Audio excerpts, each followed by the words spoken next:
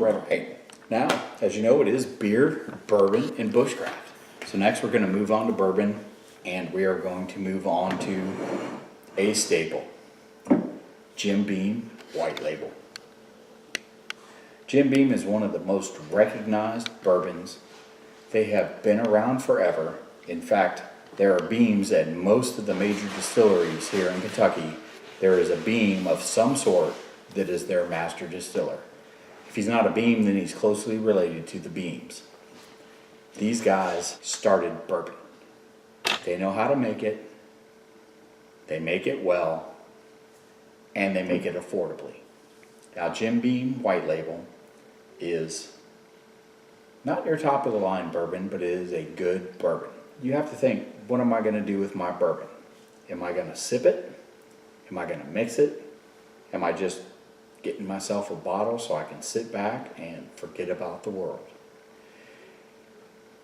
If you're inclined to the latter, I can't recommend Jim Beam White Label any higher. It's inexpensive, it tastes good, and it does what it's supposed to do.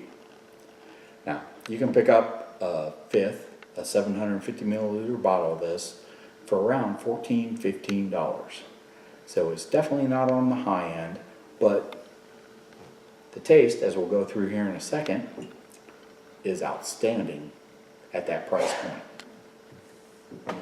So let's go ahead and pour a dram of this and see how she goes.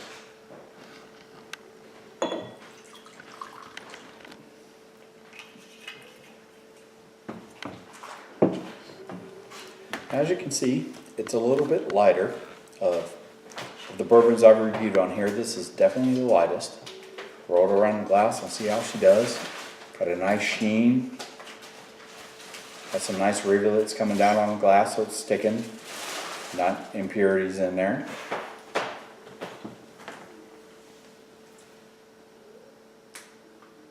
When you smell it, you definitely pick up almond and caramel.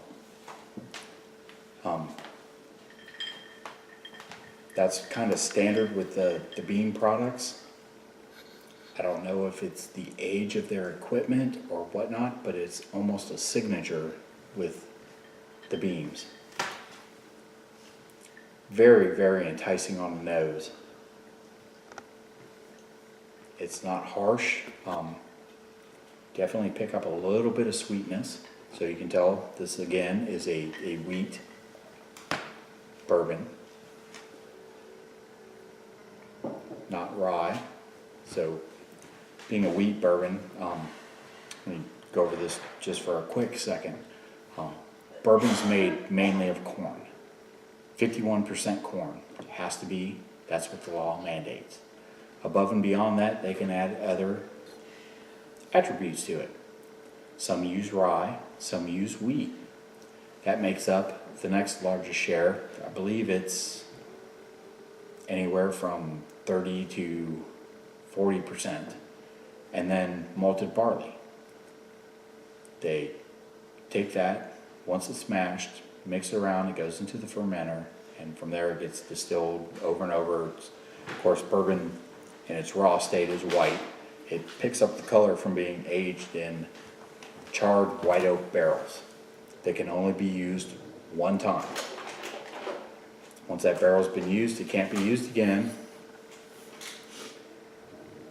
Most of those barrels are sold to Scotland or Ireland, and they age Scotch and Irish whiskey in those barrels, which then pull out some of the flavors of the American bourbon, and that imparts that into their whiskeys that they make over there, which are some fine products, which I think we'll be reviewing at some point. I'm going to go through a bunch of bourbons first before I switch over to Scotches and Irish whiskeys. But on my tour at the Jim Beam distillery, it was the only distillery that allowed you to actually dip your fingers into the fermenting tank and taste the fermenting bourbon as it was going.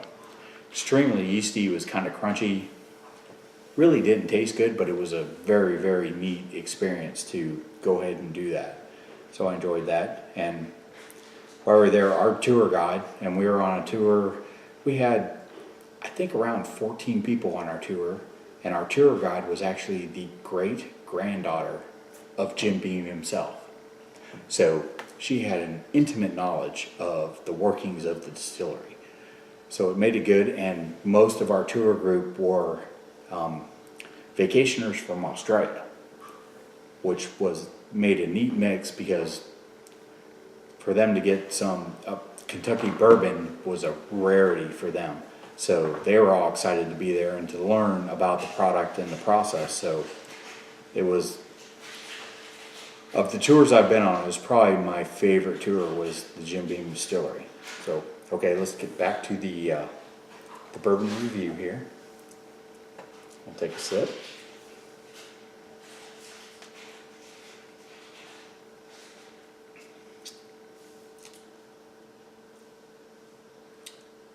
It's a decent bourbon. A little bit harsh on your tongue. You can feel it on all parts of your tongue. The wheat, you can definitely tell on the back of your tongue in the sweet areas, but you do pick up the sour and the saltiness a little bit. The alcohol in it is, even though it's not a high proof, you can definitely feel a little bit of burn down the center of your tongue and feel it flowing up into your nasal cavities a little bit. It's sippable. It's not my preference for sippable. I prefer a little bit higher end, smoother stuff, but you could definitely sip it. As a mixing bourbon, it's one of my go-tos if I want to have a bourbon and Coke or bourbon and Sprite or something like that. Then you can't beat Jim Beam White Label. The cost point and the quality of the bourbon is just, the two mesh together and make a very good product. Let's go ahead and finish this off, and then we'll move on to our bushcraft area. Again, a good product. I would say I would give this a 5, maybe a 5.5 on my scale. I use it for cooking. I use it if I'm going to make a mixed drink, have a bourbon and Coke or something after a long day. Definitely throw this in. If I'm going to sip on something, I probably wouldn't grab this, but if I'm going to mix it or have some fun, or friends come over and we're gonna have a good time, definitely grab a bottle of this and go, because it tastes good and it's definitely not bad, but it's definitely not one of the higher end sipping bourbons. All right, so let's move on to our bushcraft portion.